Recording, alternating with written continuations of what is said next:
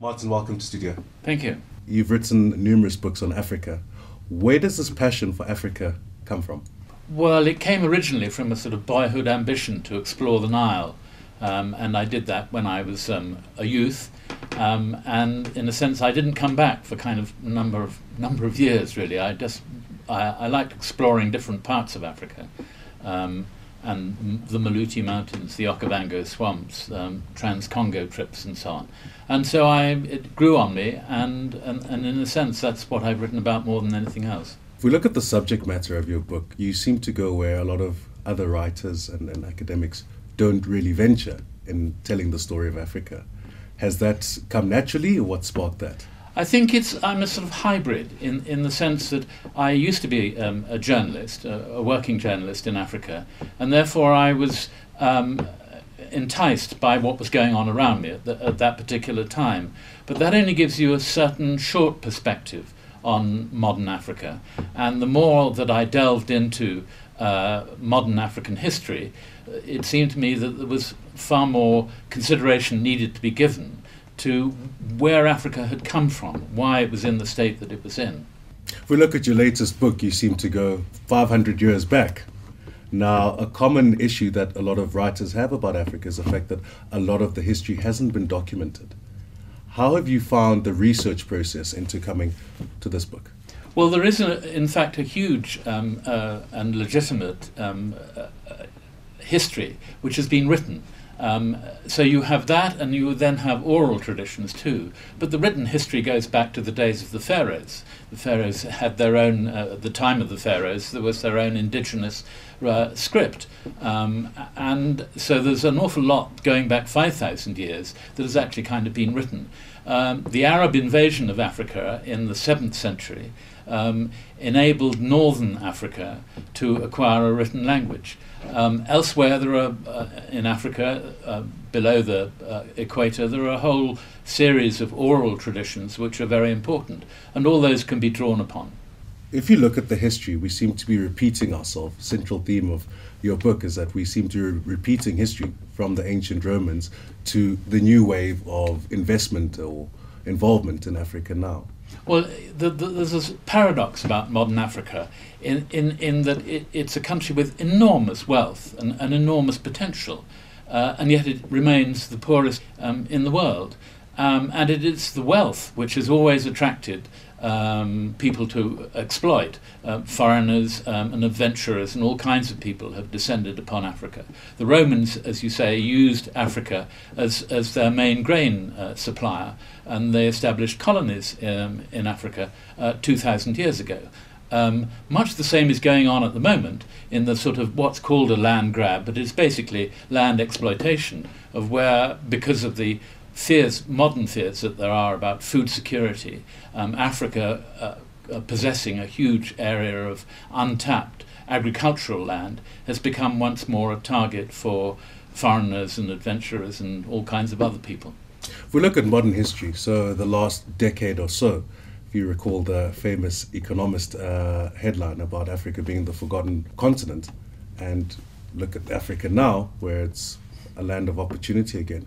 What has driven that change in perception? Well, what The Economist said was a hopeless continent, which was rather extreme, but newspapers take an extreme view at one time or another. There are a number of factors which have favoured Africa in the last decade. Principally, it is due for two reasons by the impact of China. China's extraordinary economic growth has meant that there's been a commodity boom, and Africa, possessing a vast range of commodities, has benefited from that. But also Chinese investment in Africa has taken off. There are now more than 1 million immigrants, Chinese immigrants, living in Africa. And so the impact of the commodity boom and Chinese investment has produced a much more favourable economic climate.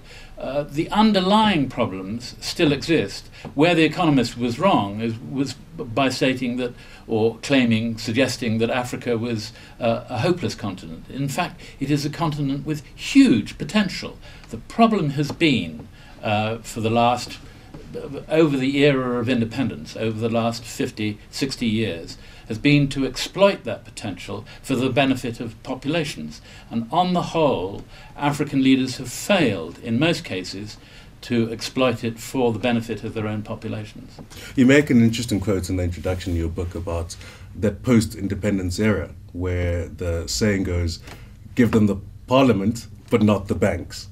Have we seen a change from that perception? I think that's, if you like, still a motive, in that what that meant is that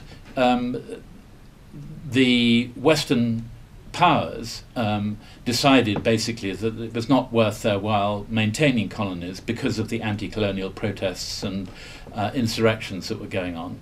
But that what they could retain was control over the trade and banking systems and everything else that had grown up. To some extent that still prevails. Foreign corporations now are buying up or investing in Africa on a colossal scale.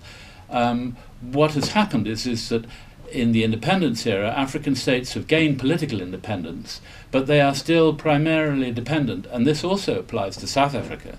They are still primarily dependent on foreign investment and the attraction that Africa has for foreign investors.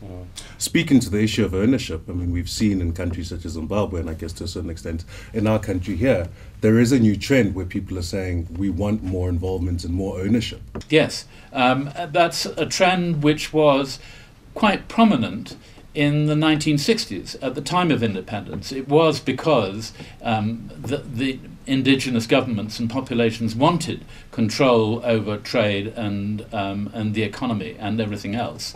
There was then a huge increase in demand for nationalisation. Nationalisation on the whole, state control of industries, was a colossal failure. After about 20 or 30 years of failure, African governments decided that they weren't in the best place to maintain control of industry. They could ensure a favourable climate for industry, but there was no point in government management because the government was incompetent when it came to management, all governments on the whole. And that also applies, of course, to the Western governments too. Governments are not good at managing things, so there has been a trend away from the demand, if you like, for local ownership. Here in South Africa and in Zimbabwe, for specific reasons, there is this demand which is now growing, and it's a very it contains a great potential. People still believe that, if you like, state control of industry will spread the benefits of economic ownership much wider than private capital. One of the trends that you also allude to, speaking of the last decade or so, is the impact that technology has had in changing the demographics and the structures of Africa. Yes, technology is one of those areas of expertise which, in some cases, African states have seized upon with glee.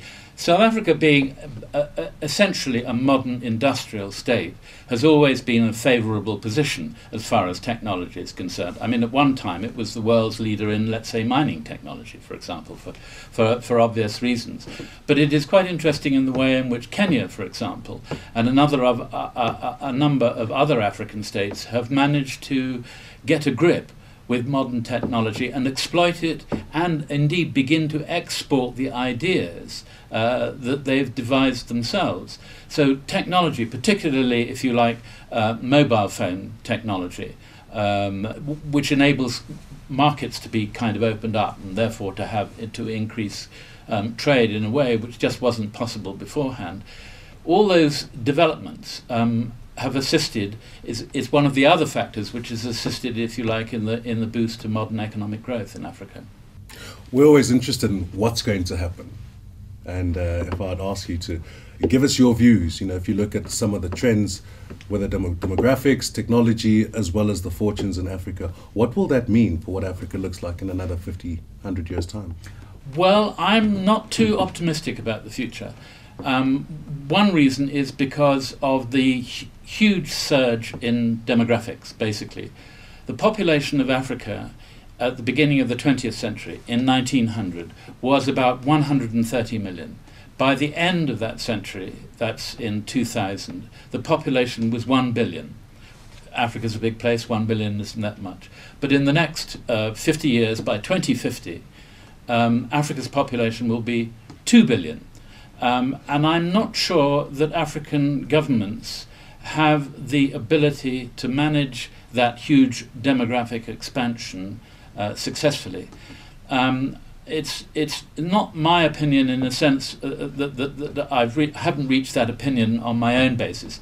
There is a United Nations report which was published in 2010 which tried to forecast what Africa would be like by the time of 2050.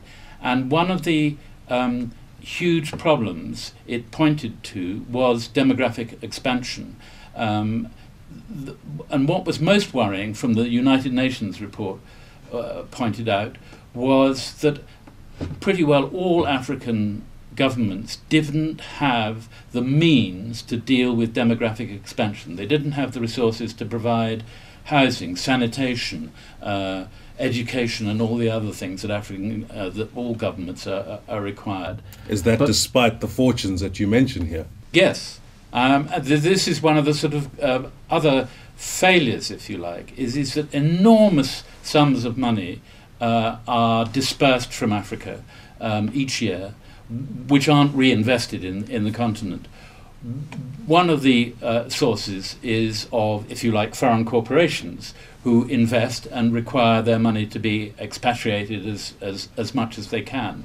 Another one is the tendency of almost all African rulers to try and make as much money in government while they're in government and get the money out of the country as fast as they can, whether to kind of buy property in Europe or North America or wherever, or stash it in foreign bank accounts. The World Bank estimates that about 40% of Africa's private wealth, which is an enormous sum, is held outside Africa. If for that reason, if you like, an enormous amount of money is not actually being retained in Africa. It is being exported by businessmen, by profiteers, by whoever, by politicians, by African leaders. And that has a huge detrimental effect. The other point that I would just make about the future is that it comes back to this United Nations report. It did not only say that African governments lack the means to deal with demographic explosion which is occurring, but they actually lack the will. Now, if you lack the will to tackle a huge problem, you'll get nowhere. And in a sense, that's almost one of the most disturbing aspects about the future in Africa that I can see. On that note, Martin, thank you so much for your time, and we wish you all the best with your book. Thank you very much. It's been a pleasure.